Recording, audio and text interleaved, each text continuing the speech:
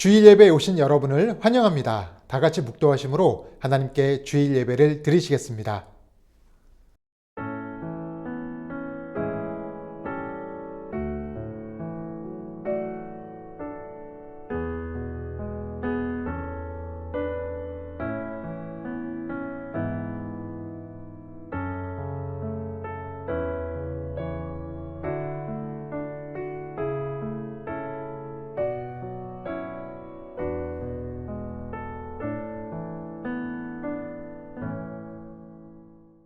내가 여호와의 명령을 전하노라. 여호와께서 내게 이르시되 너는 내 아들이라. 오늘 내가 너를 낳았도다. 내게 구하라. 내가 이방 나라를 내 유업으로 주리니 내 소유가 땅 끝까지 이르리로다. 아멘. 하나님, 우리가 주일을 맞이하여 은혜의 자리에 나와 예배드리게 하시니 감사드립니다. 오늘 이 시간 우리를 전능하신 하나님의 자녀로 삼으시고 우리에게 필요한 소유를 허락하시는 주님을 높이는 시간 되게 하여 주시옵소서. 오늘 우리가 예배 드리기에 앞서 죄악된 모습들이 있다면 이 시간 회개하오니 용서하여 주시고 주의 보혈로 정결하게 하시옵소서. 주의 보혈로 정결해진 몸과 마음으로 하나님께 온전히 나아가길 원합니다. 우리 예배를 기뻐 받아 주시옵소서. 감사하며 예수님의 이름으로 기도드립니다. 아멘.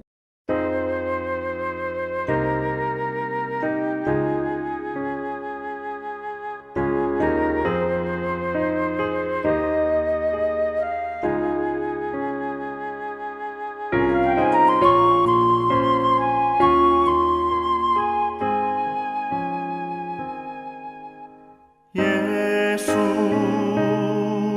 우리 왕이여 이곳에 오셔서 우리가 함께 드리는 영광을 받아 주소서.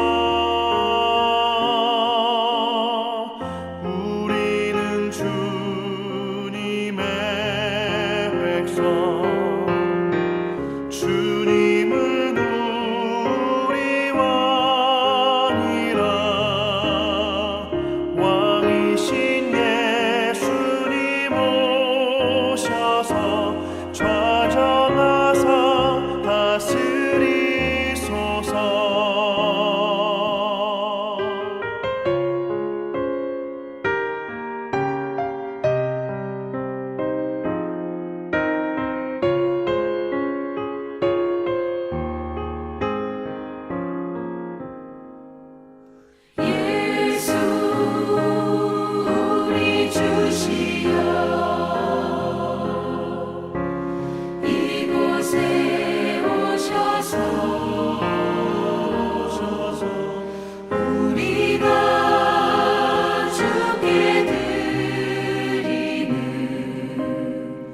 찬양을 받아 주소서.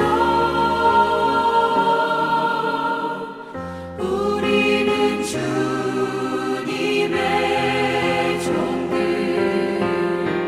주님은 우리 주시라. 주 되신 예수님 오셔서 이 찬양을 받아 주소서.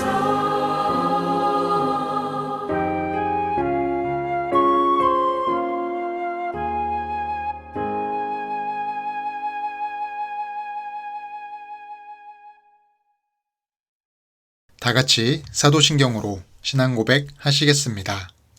전능하사 천지를 만드신 하나님 아버지를 내가 믿사오며 그 외아들 우리 주 예수 그리스도를 믿사오니 이는 성령으로 잉태하사 동정녀 마리아에게 나시고 본디오 빌라도에게 고난을 받으사 십자가에 못 박혀 죽으시고 장사한 지 사흘 만에 죽은 자 가운데서 다시 살아나시며 하늘에 오르사 전능하신 하나님 우편에 앉아 계시다가 저리로서 산자와 죽은 자를 심판하러 오시리라.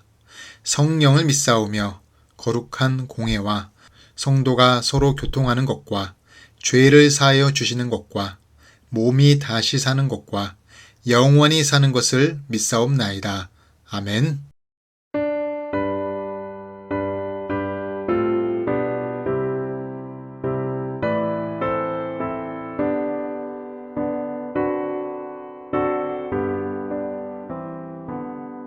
그 명망 중에 계신 주 나 찬송합니다.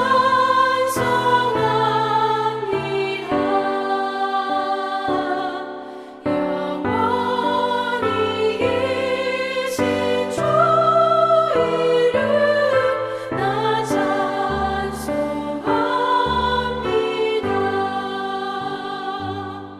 한없이 크신 능력을 나 찬송합니다.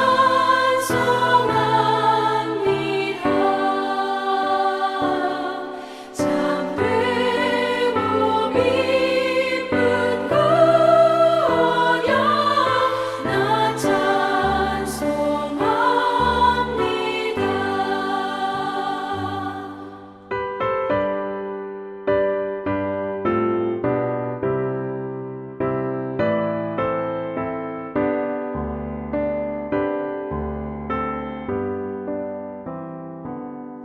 온 천지 창조하시던 그 말씀이 있어 영원히 변치 않는 줄 나 믿사옵니다.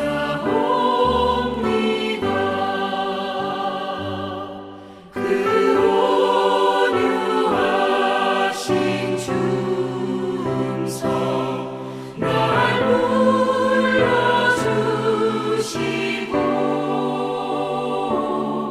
그 품에 품어주시니 나 찬송합니다.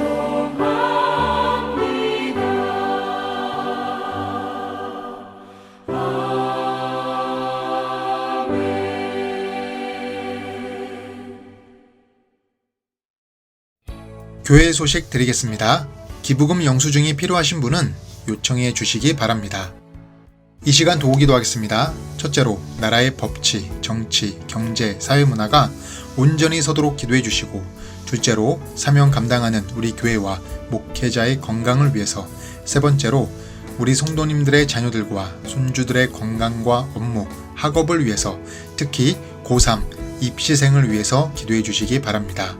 마지막으로 우리 성도님들의 건강과 가정과 일터 등 마음에 품은 모든 기도 제목들을 위해서 이 시간 함께 간절히 기도하도록 하겠습니다.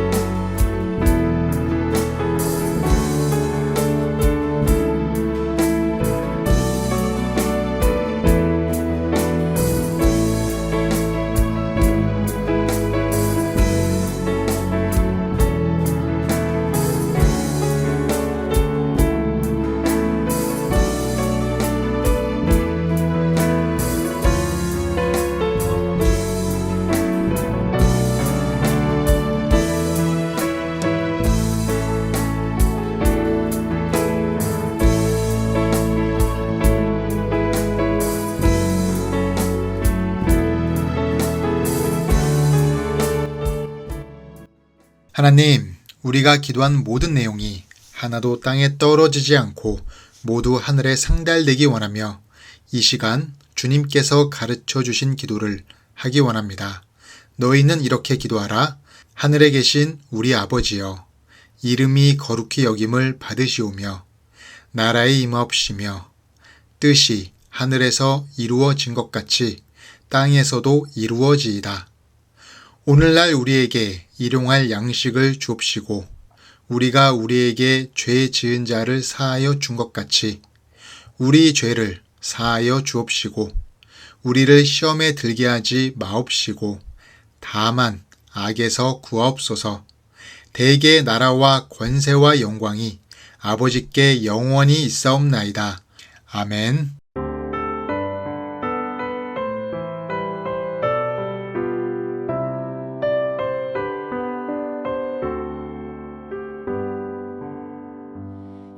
여기에 모이느니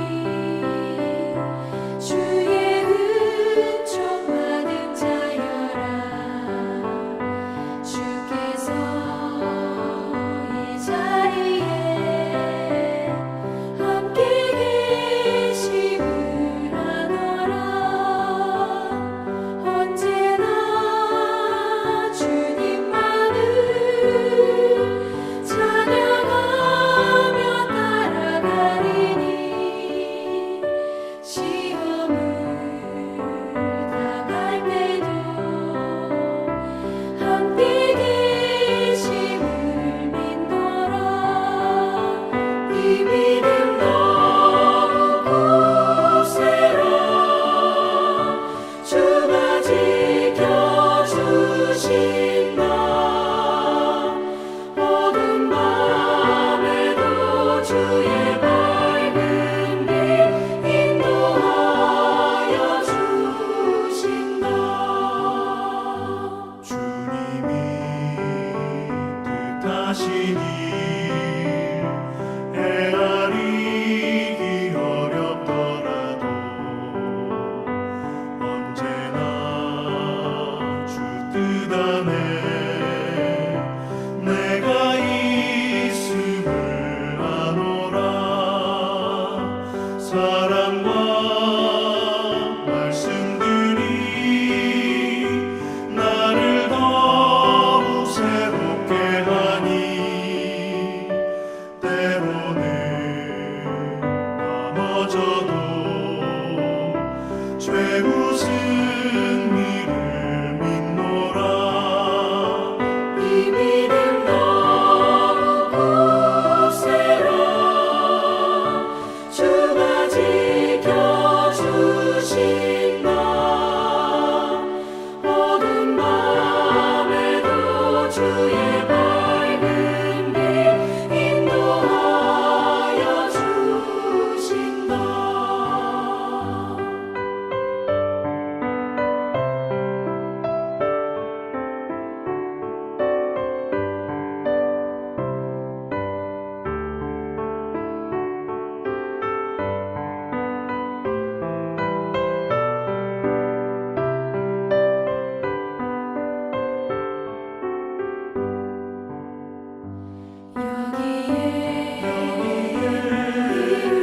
여기에 사랑받는 주의 자녀라. 주께서 가신 바 우리 통해 펼치신다. 고통과 슬픔 중에 더욱 주님 의지하오니 어려움 이겨내고 주님 더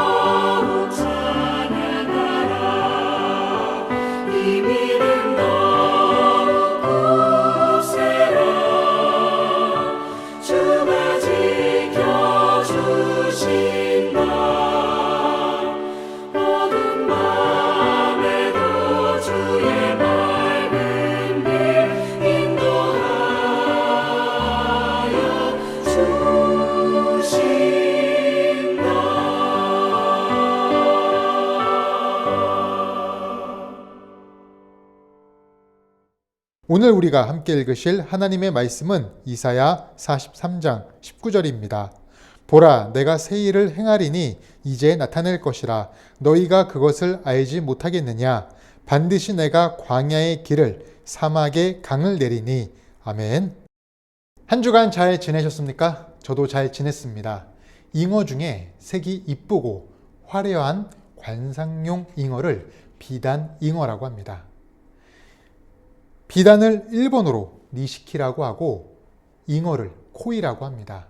그래서 일본어로 비단잉어를 니시키 코이라고 합니다. 코이는 좁은 어항에서 키우면 5에서 10cm까지 자랍니다. 조금 더 큰 수족관에 넣으면 20에서 30cm까지 자란다고 합니다. 그런데 강물에 풀어놓으면 자그마치 1m가 넘는 대어가 된다고 합니다. 실제로 좁고 고인 물에서는 코이가 성장 억제 호르몬을 분비합니다. 물의 양이 적을수록 호르몬 농도가 높아져 성장이 빠르게 멈춥니다.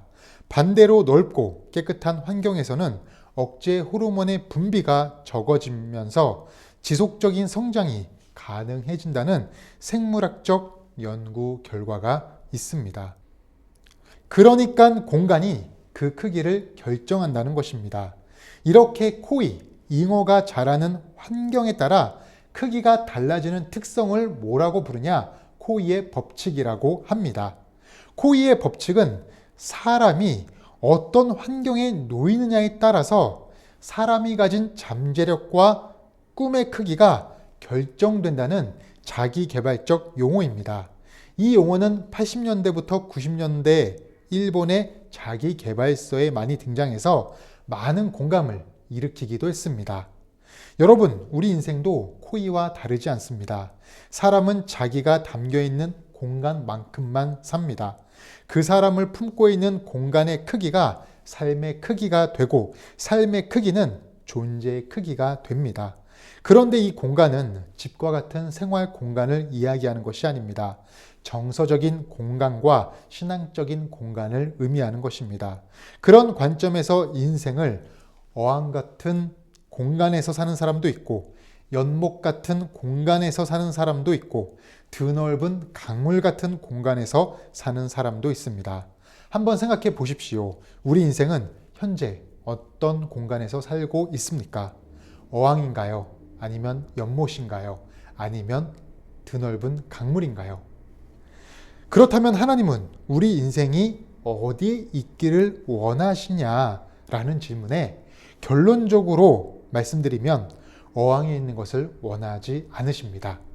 하나님은 아브라함을 처음으로 만나시면서 무엇이라고 말씀하셨습니까? 창세기 12장 1절 보면 여호와께서 아브라함에게 이르시되 너는 너의 고향과 친척과 아버지의 집을 떠나 내가 내게 보여줄 땅으로 가라 말씀하십니다. 이것은 단순히 이사 가라는 명령이 아니에요. 어항이란 세상의 공간을 벗어나 하나님의 공간으로 옮겨가라는 의미입니다. 그전까지 네가 하나님을 믿지 않고 살았지만 이제는 믿음의 영역으로 가라는 뜻입니다. 그래서 아브라함에게 있어 어항을 벗어난다는 것은 하나님을 신뢰하는 범위를 확장하는 것입니다.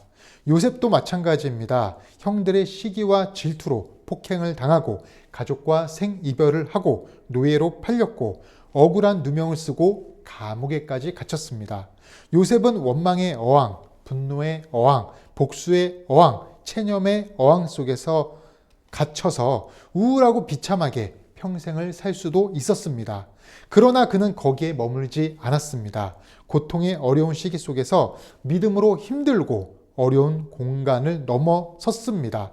그래서 성경은 이런 요셉의 인생을 이렇게 평가합니다. 창세기 49장 22절 요셉은 무성한 가지 곧 샘 곁에 무성한 가지라 그 가지가 담을 넘었도다. 담을 넘었대요. 요셉의 위대함은요, 이집트의 총리가 된 것이 아닙니다. 자신이 처해 있던 원망과 분노와 복수와 체념의 어항을 벗어난 믿음을 가진 것입니다. 성경은 이것을 무엇이라고 표현합니까? 아까 말씀드린 대로 그 가지가 담을 넘었다고 하는 거예요. 체념의 담을 넘었습니다. 분노의 담을 넘었습니다. 원망과 복수의 담을 넘은 거예요. 이것이 바로 요셉이 가진 위대함입니다.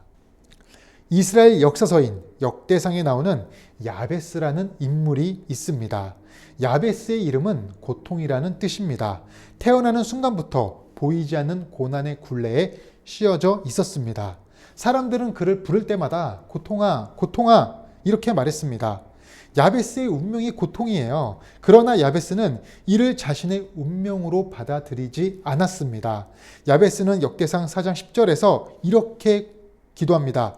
야베스가 이스라엘 하나님께 아뢰어 이르되 주께서 내게 복을 주시려거든 나의 지역을 넓히시고 주의 손으로 나를 도우사 나로 환난을 벗어나 내게 근심이 없게 하옵소서 하였더니 야베스는 나는 왜 이리 사는 것이 힘든가? 내 삶 속에는 문제가 일어나는가? 고통으로 사는 것이 내 팔자인가 봐, 운명인가 봐. 나는 그냥 이렇게 살다가 죽는 것인가? 이런 원망 대신에 하나님께 기도하는 거예요. 하나님, 저의 지역을 넓혀 주시옵소서. 주님의 손으로 나를 도우사 내 인생의 환난을 벗어나게 해주시옵소서. 근심에서 벗어나 근심이 없는 인생이 되길 원합니다. 이렇게 기도한 것입니다. 자신의 어항을 벗어나는 기도를 한 것이에요. 이 기도에 하나님이 어떻게 반응하셨습니까? 10절을 다시 보니까 하나님이 그가 구하는 것을 허락하셨더라. 응답하셨어요. 이화여자대학교의 이지선 교수도 20대의 만취 운전자가 낸 불의의 사고를 당해 전신 화상을 입었습니다. 한 사람의 인생의 화상은 너무도 절망적입니다. 당시 그녀는 절망의 어항에 갇혀 버렸습니다. 그러나 그녀는 거기서 머물지 않고 그 어항을 벗어나기 위해 믿음으로 기도하며 나아갔습니다. 그러다 자신과 같은 화상 환자들의 의료와 복지가 너무나도 열악하다는 것을 깨닫게 되었습니다. 원래 유치원 교사가 되고 싶었던 그녀의 눈에 사회복지가 들어오기 시작했어요. 이후 유학을 준비하여 미국에서 사회복지학과 재활상담학을 공부하고 2023년 3월 모교인 이화여자대학교 교수로 임용되어 연구와 후진 양성에 힘을 쏟고 있는 중에 있습니다. 이렇게 이지선 교수도 고통의 어항에서 벗어났고 새로운 미래를 그리는 인생이 되었습니다. 우리가 몇몇의 인물들을 살펴봤는데 하나님께서 우리에게 원하시는 것은 어항에 갇혀있는 인생이 아니라 넓은 강물에서 사는 인생입니다. 넓은 강물에서 우리의 믿음은 물론 꿈과 소망이 더욱 커지기를 바라십니다. 그렇다면 여기서 이 시점에서 질문이 생깁니다. 우리가 어항을 벗어나는 인생이 되려면 어떻게 해야 하나요? 어떻게 해야 합니까? 믿음의 3단계를 알아야 합니다. 첫 번째 단계가 무엇이냐? 피스티스의 믿음입니다. 피스티스의 믿음. 믿음이 헬라어로 피스티스입니다. 우리는 아직 어항 안에 있습니다. 환경도 상황도 바뀐 것이 없이 그대로입니다. 그러나 피스티스, 이 믿음은 지금 현재 내가 살고 있는 공간이 내 인생의 전부는 아니라는 것을 믿는 것입니다. 이게 내 인생의 끝이 아니다. 이것이 내 인생의 전부는 아니다. 하나님이 나를 이보다 크게 부르셨다. 하나님이 지금의 환경을 넘어서 더 좋은, 더 나은 그런 상황으로 만들어 주실 것이다. 이렇게 고백하고 이런 기대를 갖는 것이 믿음의 시작이에요. 믿음은 상황이 바뀐 다음에 생기는 것이 아니라 상황이 그대로인데 하나님을 신뢰하기로 결정하는 데서 시작하는 것입니다. 따라서 하나님에 대한 신뢰를 갖는 것이 피스티스, 믿음의 시작입니다. 그 믿음을 가지고 나면 그 다음으로 어떤 믿음의 단계로 가야 되냐? 후포스타시스의 믿음입니다. 후포는 아래라는 뜻이고 스타시스는 서 있다라는 뜻입니다. 이 믿음의 단계는 믿음을 생각과 결심으로만 가지고 있는 상태가 아닙니다. 실제로 믿음이 내 삶을 떠받치고 있는 것입니다. 그래서 후포스타시스의 단계에서는 선택의 기준이 바뀌어요. 판단의 중심이 바뀝니다. 인생의 무게가 더 이상 내 경험과 지혜와 계산이 아니라 하나님의 말씀 위에 놓는 것입니다. 그래서 히브리서 11장에서 믿음은 바라는 것들의 실상이요라고 했는데 여기서 실상이 뭐냐? 후포스타시스예요. 후포스타시스. 믿음이 현재 나의 삶을 지탱하고 있는 상태입니다. 이 단계가 없으면요, 믿음은 상황에 따라 언제든지 흔들릴 수가 있어요. 믿음이 흔들리면 뭐가 흔들립니까? 사람이 흔들려요. 그러나 후포스타시스의 단계에 들어서면 환경이 흔들려도 사람은 무너지지 않는 것입니다. 마지막 세 번째 단계는 아나스타시스의 믿음입니다. 아나스타시스의 믿음. 헬라어 아나는 위라는 뜻이고 스타시스는 서 있다라는 뜻입니다. 아나스타시스는 다시 일어서는 믿음입니다. 주로 부활을 나타낼 때 사용하는 단어이지만 죽은 뒤의 부활만을 의미하지는 않습니다. 말 그대로 쓰러진 자리에서 혹은 무너진 자리에서 혹은 좌절된 자리에서 다시 일어선다는 뜻입니다. 아나스타시스는 단순한 감정의 회복이 아니에요. 잠깐 힘이 나는 위로도 아닙니다. 거친 삶에서, 힘든 삶에서 다시 일어설 수 있는 구조가 회복되는 것입니다. 다시 일어서서 살아갈 수 있는 원동력을 주는 것이 아나스타시스예요. 이런 관점에서 아나스타시스는 반드시 후포스타시스 2단계 위에서만 가능합니다. 만약 믿음이 삶의 기초가 되지 않으면 사람은 다시 일어나도 같은 자리에서 또 넘어질 수 있기 때문입니다. 그러나 하나님의 말씀이 내 인생의 기초가 되어 있으면 실패해도 어려운 일이 있어도 무너지지 않아요. 넘어져도 다시 일어설 수 있습니다. 광야에서도 다시 걸어갑니다. 그래서 부활의 능력은요, 아나스타시스의 능력은 강한 사람에게 있는 것이 아니라 말씀 위에 서 있는 사람에게 있는 거예요. 아나스타시스는 완벽한 사람을 만드는 것이 아니라 무너져도 다시 설 수 있는, 무너져도 다시 일어설 수 있는 오뚜기 인생을 만드는 것입니다. 요약하면 피스티스는 인생의 어항이 내 삶의 전부가 아니라고 믿는 것이고, 후포스타시스는 믿음이 내 삶을 지탱하고 있는 것이며, 아나스타시스는 넘어져도 하나님의 말씀 위에서 다시 설 수 있는 은혜를 말합니다. 말씀을 정리하겠습니다.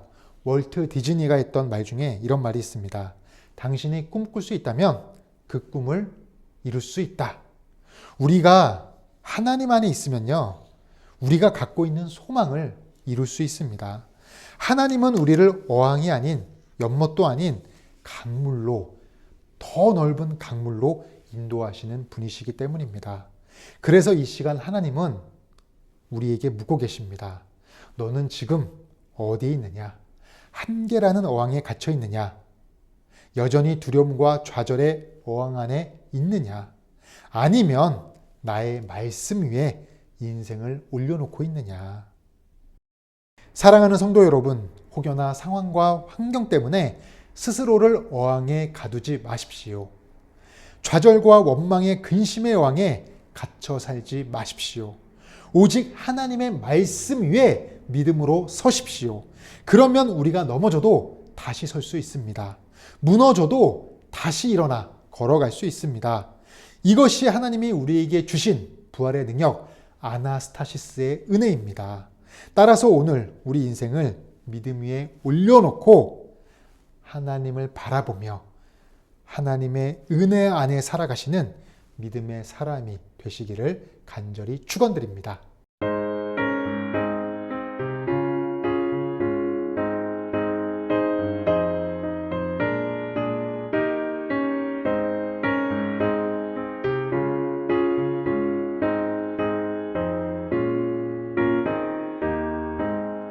구주 예수 의지하니 심히 기쁜 일일세 영생 허락받